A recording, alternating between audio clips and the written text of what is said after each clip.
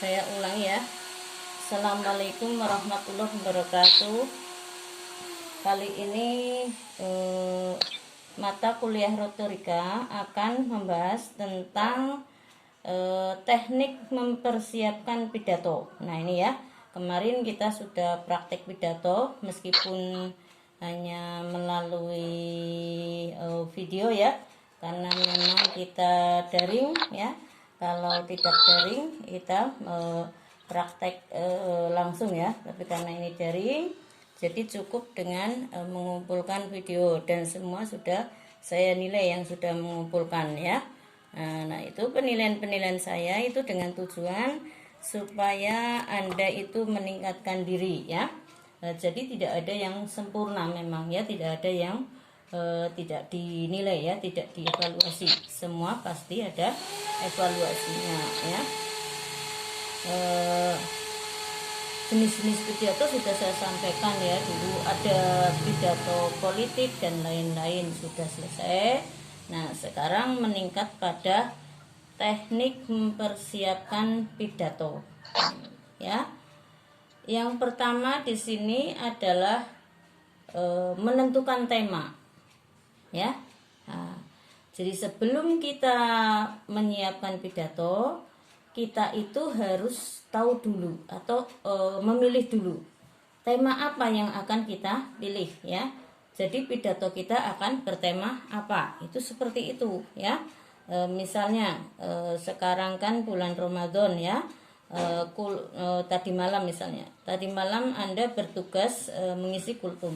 Nah karena tadi malam itu bertepatan dengan nuzulul Quran ya, menurut jumhur ulama, yaitu yang terkait dengan turunnya Al-Quran, maka kemudian Anda memilih tema nuzulul Quran. Itu seperti itu ya. Jadi pertama adalah tentukan tema. Tema itu bukan judul ya, artinya tema itu lebih luas dan lebih besar daripada judul. Kalau judul boleh memakai judul lain ya, supaya lebih menarik. Misalnya apa, temanya nuzulul Quran tapi judulnya biar heboh, biar banyak yang mendengarkan, biar banyak yang tertarik, terus kita beri judul dahsyatnya nuzulul Quran gitu ya misalnya. Nah kan jadi tertarik orang-orang, jadi kepengen dengar, dahsyat, ada apa ini di balik nuzulul Quran kok dahsyat gitu ya. Itu seperti itu. Jadi yang penting temanya dulu yang pertama. Nah tema pun memiliki beberapa teknik bagaimana cara mempersiapkan tema ini ya. Nah yang pertama ya, menemukan sumber materi. Nah menemukan sumber materi. Jadi setelah kita tahu ya tema kita sudah kita pilih, mau tentang tema apa gitu ya, lalu kita langkah berikutnya ini menemukan sumber materi. Nah menemukan sumber materi itu pun ada beberapa hal, ada beberapa sumber, yaitu A ya. Yang A, menemukan sumber materi, ini sumber materinya itu apa gitu ya. Yang A adalah menyimpan materi dulu. Menyimpan itu artinya begini, misalnya ya, tadi kan kita sudah tahu ya tema kita nuzulul Quran. Nah setelah nuzulul Quran kita tahu, langsung kita menemukan sumber materi. Misalnya sumber materinya apa? Otomatis karena kita berdakwah, sumber materi yang pertama adalah Al-Quran. Nah Al-Quran kita misalnya ini ya, kita megang Al-Quran, misalnya ini Al-Quran gitu ya. Misalnya ini Al-Quran kita pegang, terus kita simpan. Artinya simpan, wah ini Al-Quran sudah aku pegang gitu ya, sudah aku tengok gitu ya. Nah terus kemudian tidak hanya disimpan seperti itu, tapi dibuka. Al-Quran yang terkait nuzulul Quran itu di surat apa, ayat berapa. Nah terus sampai buka-buka, setelah dibuka tulis ya. Nah kalau belum sempat menulis seluruh dalilnya, bisa ditulis suratnya dulu. Misalnya ya di buku notulen Anda, di buku ringkasan tentang materi ceramah Anda ya, Anda harus punya agenda yang di situ menuliskan tema-tema materi ceramah ya, karena Anda dai misalnya mau ceramah nuzulul Quran, Anda sudah punya bukunya, ditulis set ya, ditulis yang pertama misalnya nuzulul Quran, tulis. Nah, terus kamu ditulis di situ ya sumber materi ya, di situ satu Al-Qur'an. Nah, Al-Qur'an titik dua surat misalnya kalau Al-Qur'an itu kalau nuzulul Quran itu biasanya adalah surat Al-Qadar ya kan, inna anzalnahu fi lailatul qadar ya, atau apa yang lainnya misalnya ya, yang Al-Qadar misalnya surat Al-Qadar ya. Nah, inna anzalnahu fi lailatul qadar itu juga sumber ya, karena apa? Karena pada Lailatul Qadar itu turunnya Al-Qur'an. Terus ketemu lagi surat yang lainnya, misalnya apa? Misalnya yang terkait dengan ini apa? Syahrul Ramadan alladzi unsila fihi al-Qur'an gitu ya misalnya. Nah, itu surat apa? Misalnya itu surat Al-Baqarah, tulis lagi ayat berapa. Itu baru ditulis seperti itu enggak apa-apa. Nanti nulis lengkap dalilnya nanti setelah disimpan dulu tadi ya, disimpan dulu sudah ya Al-Qur'annya. Nah, tidak cukup Al-Qur'an, cari juga Al-Hadis. Cari Al-Hadisnya yang terkait dengan nuzulul Quran ya. Di sana ada hadis tentang bahwa turunnya Al-Qur'an itu ada beberapa pendapat. Ada yang mengatakan tanggal 17, ada yang mengatakan tanggal 1 Ramadan ya. Ada yang mengatakan tanggal ganjil yang terakhir di bulan Ramadan. Tulis semua hadis tersebut ya. Cuma kalau menurut jumhur ulama itu adalah yang paling banyak adalah tanggal 17. Sampai ndak menulis semuanya ndak apa-apa, atau lebih baiknya tulis semuanya hadis tersebut. Tapi Anda garis bawahi yang menyatakan hadis tentang turunnya Al-Qur'an itu tanggal 17 Ramadan, itulah yang Anda pentingkan, Anda garis bawahi supaya nanti yang mau dipakai untuk dalil itu gitu ya. Jadi ceramah itu yang paling utama dan pertama adalah sumbernya Al-Qur'an. Jadi otomatis Anda harus mendalil Al-Qur'an. Kalau kemarin kan kebanyakan cuma ceramah tok ya, maklum. Pertama waktunya memang cuma 7 menit karena yang durasi untuk ke WA dikirim WA bisa gitu ya. Yang kedua memang kita baru pertama kan Anda mendapatkan kuliah retorika ya, maklum kalau pasti banyak kekurangan. Tapi dengan kuliah retorika ini nanti insya Allah Anda makin maju ya. Seperti tadi Mbak Diana Putri ya, itu suaranya udah bagus itu. Diana Putri itu suaranya karakternya mantap ya, terus kemudian juga besar ya. Itu kalau latihan sendiri dai ya misalnya, terus Anda mantap ya, assalamualaikum warahmatullahi wabarakatuh gitu misalnya, seperti itu. Jadi ada intonasinya, intonasi greget yang memang semangat, yang memang mantap ya. Jangan cuma assalamualaikum warahmatullahi wabarakatuh. Jadi yang dimaksud dengan nuzulul Quran itu bukan orasi dai, tapi itu adalah ibu PKK yang sedang memberikan penyuluhan ya. Jadi memang karakter ceramah itu berbeda-beda, di mana momennya apa, terus kemudian tentang materi apa itu berbeda-beda. Kalau dai itu naik turun, kadang juga datar lurus sesuai dengan apa yang disampaikan. Kalau sedang bersolawat ya enjoy, indah misalnya ya, misalnya Allahumma barik lana atau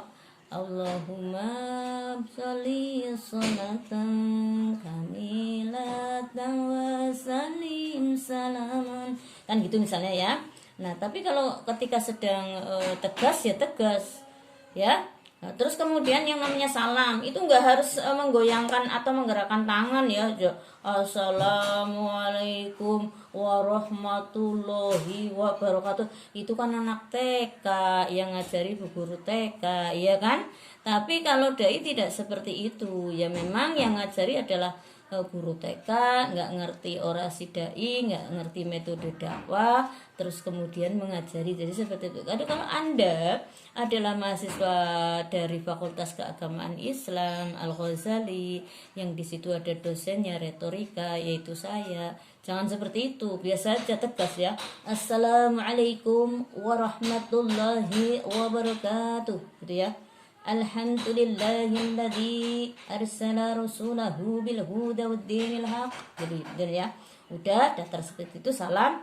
Langko ketika sudah masuk kepada materi bisa dengan santai. Misalnya ya, Bu, lemes ora gitu ya, misalnya, karena ini adalah bulan Ramadan. Bahasa juga disesuaikan. Kalau di situ memang masyarakat awam yang sudah terbiasa bahasa Jawa, ya bahasa Jawa aja, enjoy ya. Tapi kalau untuk skupnya nasional ya berbahasa Indonesia, karena banyak yang tidak mengerti bahasa-bahasa daerah. Kalau internasional ya bahasa Inggris, bahasa juga disesuaikan ya. Saya berharap banget Anda semakin banyak latihan lah ya, jangan ngumpulin tugas hanya cuma untuk ngumpulin aja lah kayak gini lah, nggak apa-apa, tapi betul-betul latihan ya. Kalau Anda itu tatap muka latihan ke saya gitu ya, bisa sebenarnya ya, semangat. Terus kemudian bagaimana orasi yang oke gitu ya. Tapi karena kondisi pandemi juga belum berhenti, jadi kita kuliahnya online, dan jangan tanya-tanya terus daring apa luring, wes ya memang lagi musim daring ya, daring aja gitu ya. Yang penting kita bina terus ya. Saya harap itu kemarin yang saya upload adalah Mbak Durul Tunafisah ya, sama siapa lagi satunya. Itu memang kenapa kok tidak diupload semua, karena semua itu masing-masing sudah saya teliti ya. Ada yang baca dalilnya salah ya, sudah bagus tapi baca dalilnya salah lah. Kalau baca dalil salah saya upload di YouTube ya bahaya kan, resiko salah gitu ya, malah kita yang kena buruknya gitu ya.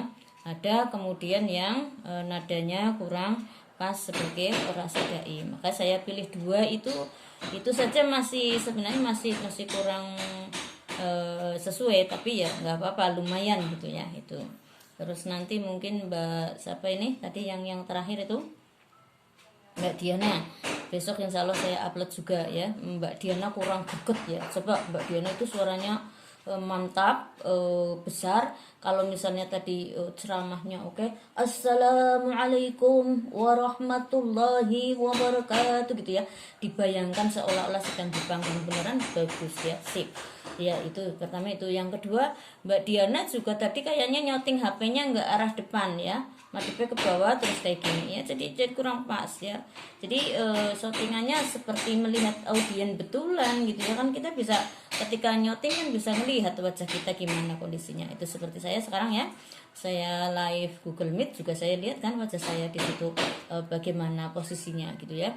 Cuma ya memang kadang-kadang kalau yang terkait dengan internet itu memang sulit ya, kita pilih jaringan, jadi terpaksa ya maksimalnya seperti itu saya ya, kalau saya. Tapi kalau Anda kan tadi rekamannya di video tidak yang menggunakan jaringan, sebenarnya bisa dimaksimalkan gitu ya. Oke. Terus yang selanjutnya boleh juga sih lain kali Anda latihan lagi yang hebat, yang oke ya, yang bagus, nanti dikirim ke saya, nanti saya upload. Tapi itu ya tidak harus secepatnya karena tugasnya sudah pada ngirim ya. Itu kan hanya untuk diupload di YouTube, mau kepengin ya gitu. Dah ya, itu menemukan sumber materi ya. Yang pertama adalah dari Al-Quran, yang kedua dari Al-Hadis. Dipilih yang betul-betul sesuai dengan temanya ya. Kalau temanya Nuzulul Quran ya cari Al-Quran dan Al-Hadis yang membahas tentang Nuzulul Quran ya. Al-Qurannya sudah jelas qat'i ya dalilnya, jadi dalil yang hadisnya juga yang sahih ya, jangan hadis dhaif ya, itu seperti itu. Terus selanjutnya, kalau misalnya sumber materi Al-Quran, Al-Hadis sudah didapatkan, juga sampean mencari sumber-sumber lain, misalnya di buku khutbah Jumat yang terkait menerangkan tentang nuzulul Quran atau terkait menerangkan tadi Lailatul Qadar. Jadi Anda punya wawasan di sini, oh ternyata Lailatul Qadar begini, oh ternyata nuzulul Quran begini, ya tidak hanya menerjemahkan hadis sendiri, ya bahkan kalau perlu ya ada tafsir ya, jadi tahu oh tafsirnya begini ya. Jadi nuzulul Quran itu dari kata nazala yanzulu nazlan misalnya, itu kan dari nahwunya kan gitu. Nah jadi tahu itu ya, jadi penjelasannya bagus ya, dijelaskan secara etimologi dulu sampaikan, terus nanti terminologi, baru menyampaikan hikmahnya, hikmah nuzulul Quran itu apa, terus dan sebagainya itu ya. Oke, terus materi lain ya, cerita-cerita ketika nuzulul Quran itu bagaimana dan sebagainya itu boleh ya, asal sumbernya itu tadi jangan lupa ya, harus sumber yang benar ya, bukan sumber yang ngawur ya. Nah, itu karena tanggung jawab kita kepada Allah ya selaku dai, juga kepada ilmu pengetahuan dan kepada umat semuanya pada Islam. Oke. Terus yang selanjutnya, jadi menyimpan materi tadi adalah dari teks Al-Quran, terus kemudian dari Al-Hadis, itu sumber-sumbernya disimpan di buku. Disimpan di buku artinya apa? Tadi yang saya bilang, Anda punya buku catatan kecil yang di situ khusus menulis tentang materi-materi ceramah, tema sesuai dengan tema-temanya. Misalnya tadi tema nuzul Quran, Anda tulis ini dalil Al-Qur'annya ini, Al-Qur'an ayat sekian ini gitu ya. Terus al-hadisnya ini ya, Sahih Bukhari halaman sekian, tulis hadisnya gitu ya. Terus kemudian di buku khutbah Jumat apa dan sebagainya. Itu namanya menyimpan materi. Jadi yang pertama tadi ketika menentukan tema adalah teknik mempersiapkan pidato adalah yang pertama menemukan tema. Lah menemukan tema itu sendiri yang pertama dilakukan adalah mencari sumber tema. Nah, sumber tema dari mana? Yaitu tadi ada dari Al-Qur'an, dari buku ya, terus kemudian dari sumbernya ya, sumbernya ada Al-Qur'an, Al-Hadis, khutbah Jumat, cerita-cerita Islami, terus dan tidak hanya itu ya, bisa juga Anda menonton TV atau menonton YouTube pengajian ya. Jadi kalau seorang ilmuwan, ahli ilmu, dimanapun itu adalah ngaji ya, dimanapun adalah belajar ya. Ngelihat YouTube tulisi yang penting-penting ya, ngelihat TV tulisi yang penting-penting. Nah, nanti kalau pas ceramah bisa menjadi bahan ceramah, itu disimpan di buku agenda. Ini yang dimaksud dengan menyimpan materi ceramah. Oke, yang selanjutnya yang B. Yang B adalah sumber materi pidato tadi ya. Sumber materi pidato bisa majalah, bisa brosur ya, bisa buku-buku khutbah, bisa buku-buku ceramah. Ya kan kita kan tidak sempurna ya, tidak pinter. Jadi kalau mau jadi dai punya banyak buku itu ya. Buku tentang ceramah 1 tahun Ustadz siapa ya, kalau sampai punya. Terus kemudian buku tentang khutbah Jumat 1 tahun dengan berbagai tema, misalnya ada tema Maulud Nabi, ada tema Isra Mi'raj dan sebagainya, sampai punya kumpulan buku itu. Bahkan tidak hanya itu, buku puisi, buku tata bahasa, buku adat, istilah adat, dimana pokoknya jadi dai itu mestinya harus wawasannya luas, referensinya banyak ya, bukunya banyak. Nah kalau sekarang sampean kalau ngeliatin Google bae bututi gampang ya monggo, cuma kalau Google itu sering sulit dipertanggungjawabkan. Karena apa? Semua orang bisa nulis di Google, kadang-kadang orang ngerti apa-apa nulis di Google. Yang saya lebih sedih lagi adalah YouTube ya, YouTube yang subscriber itu sampai jutaan ya, ratusan ribu, ngomong bahasa Arab ya ora bisa ya kan, cuma menyampaikan Al-Qur'an, menyampaikan Islam dari entah dari mana. Mungkin dia membaca teks terus kemudian dia baca dengan sebenarnya dia tidak tahu huruf Arab, dibaca dengan bahasa Indonesia. Itu banyak seperti itu. Untungnya, kalau untungnya itu yang mereka sampaikan benar lah. Kalau salah kan kita yang fatal, yang niru ya. Anda yang niru di YouTube itu, di Google itu yang fatal kan gitu. Nah, oke. Itu ya. Bisa terus jadi radio, TV tadi ya, sumber referensinya boleh Anda cari dari sumber-sumber tersebutnya. Bahkan kalau saya ya, saya itu referensinya tidak hanya dari buku, tidak hanya dari TV, tidak dari radio, tapi dalam kehidupan sosial bermasyarakat pun itu saya selalu belajar. Artinya apa? Ketika saya melihat ada pengemis, terus saya berpikir, ya Allah, itu ya, betapa susahnya menjadi orang yang kekurangan gitu. Saya melihat tukang becak juga seperti itu. Lah itu bisa untuk sumber inspirasi ceramah kita. Jadi untuk menggugah hati orang kaya yang misalnya cuek ya, tidak peduli, yang hanya menumpuk-numpuk harta, bisa Anda sampaikan ya bahwa sampean kuwi wong sugih nek ora syukur, nek kufur, jelas tanpa ada Gusti Allah yang maha dahsyat. Kenapa? Karena sesungguhnya sampean diberikan harta amanah yang melimpah ruah, tapi Anda tidak berbagi kepada masyarakat yang demikian membutuhkan gitu. Terus Anda contohkan betapa rekasannya tukang becak ya, ngontel ngos-ngosan, adoh pisan, dadane pegak, tapi nang kono paling uli duit ora keni-keni gitu, misalnya bahasa Jawa nih ya, tidak seberapa kan gitu. Jadi bisa untuk belajar. Oke, saya teruskan. Yang C menemukan sumber materi ini juga perlu ada kita kasih teknik membacanya. Teknik membacanya misalnya apa? Tadi kan kita sudah nulis ya di noteline kita ya, materi nuzulul Quran. Nah, mukodimah Anda tulis teknik membacanya misalnya apa? Datar. Artinya ketika mukodimah enggak serius banget gitu ya, enggak menggebu. Atau Anda tulisin ya berwibawa. Artinya ketika mukodimah itu ya, mukodimah itu sebenarnya sangat penting ya untuk menentukan apakah ceramah kita mau didengarkan oleh audien atau tidak ya. Kalau kita mukodimahnya sudah menarik, sudah berwibawa, sudah ya menarik itu ya, sudah menarik perhatian mad'u, insya Allah nanti ke dalamnya itu mad'u mudah diajak bicara ya.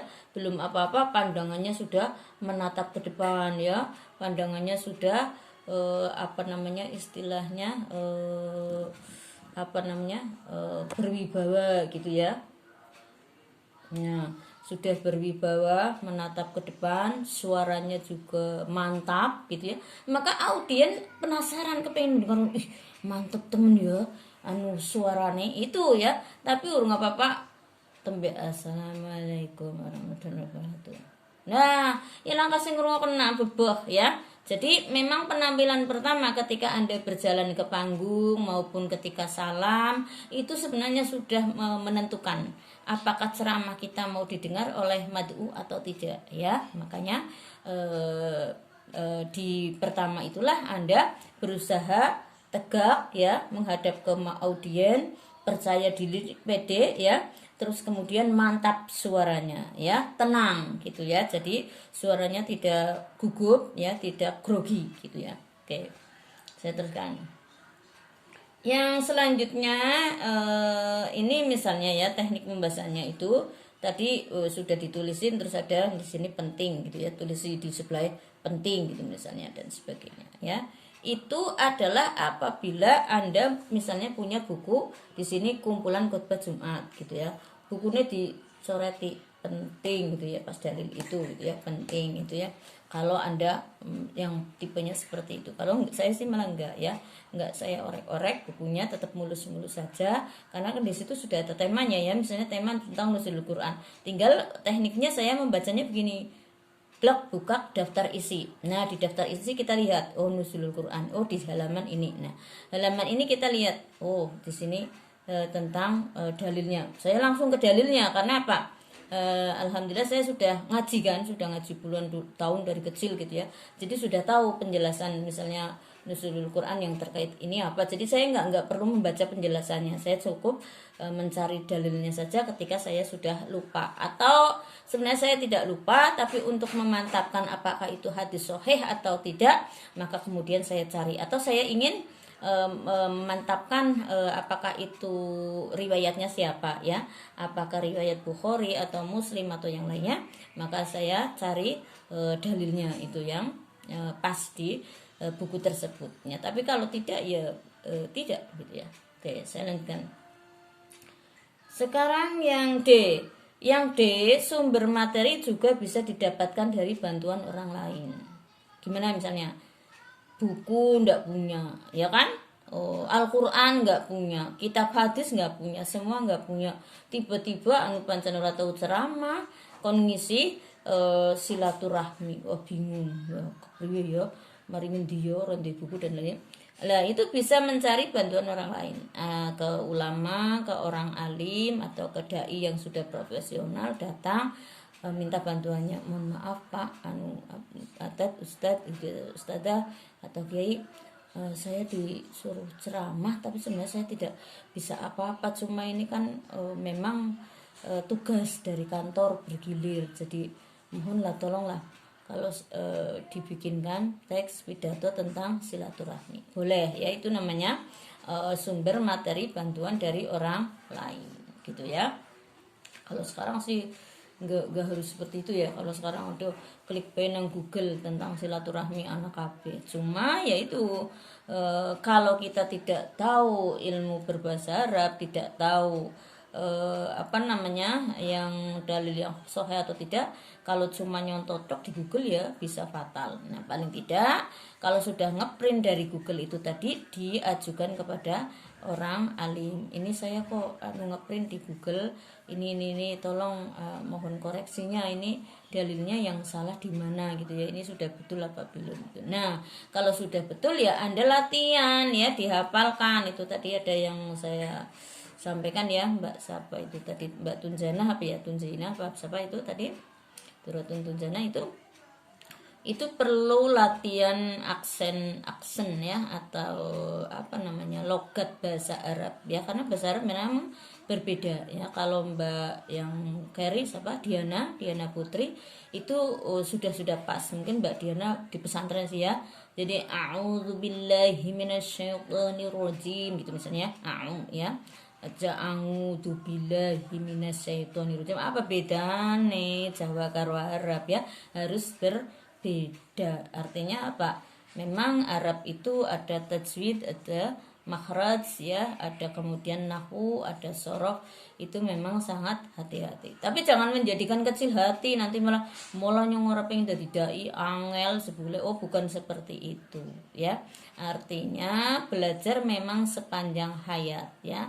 Belajar memang selamanya. Itu yang menjadi pedoman kita sehingga kita pede. Satu itu. Yang kedua, bahwa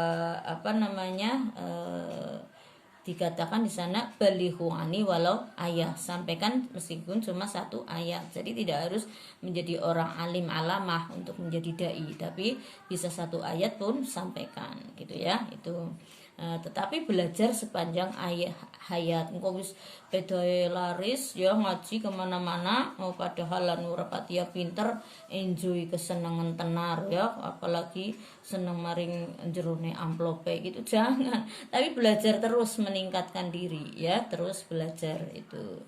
Terus yang ketiga tentu saja di situ adalah kita dai itu bukan untuk mencari nafkah ya, bukan untuk mencari duit, juga bukan untuk mencari ketenaran ya, untuk mencari kedudukan atau mencari kehormatan, tapi di situ adalah menyampaikan ajaran Islam. Maka di sini harus menyampaikan kebenaran ajaran Islam, nggak boleh seenaknya, itu di situ. Tapi ya kita harus pede tadi, karena ada balighu ani walau ayah, sampaikan meskipun satu ayat, tetapi harus belajar sepanjang hayat, terus meningkatkan diri belajar ya. Jadi meskipun kita udah pinter, artinya itu lulusan pesantren dan sebagainya, tetap harus belajar ya. Itu seperti itu. Apalagi belajar itu sendiri kan ibadah ya, mendapatkan berkah dan pahala dari Allah Subhanahu wa taala. Oke. Saya lanjutkan. Yang selanjutnya adalah tempat-tempat yang dikunjungi, yang tadi saya bilang ya, sumber materi dakwah itu juga bisa didapatkan dari tempat-tempat yang dikunjungi ya. Bahkan saya di terminal juga sering mendapatkan sumber materi dakwah. Kenapa? Saya melihat di terminal ya, masya Allah, naudzubillah, summa naudzubillah ya, ada gelandangan usianya masih sekitar naudzubillah, summa naudzubillah ya, 10 tahun misalnya ya, sudah bercinta ya dengan temannya. Itu namanya juga gelandangan kan, nggak ada orang tuanya, nggak ada yang ngopeni, hidupnya juga seenaknya. Akhirnya saya berpikir, wah ini bisa untuk materi dakwah. Materi dakwah itu bukan menghujat ya, tapi mengajak ya, bukan menghina ya, tapi memperbaiki. Jadi makanya melihat seperti itu jangan kemudian di panggung menghina, oh bocah cilik wis pacaran ya, dosane kepriwe ngesuk mlebu neraka, bukan begitu. Tapi sampaikan dengan baik, dengan santun, bahwa betapa kita itu sangat naif ya, memiliki masyarakat yang begitu banyak tapi tidak bisa mengurusi ya.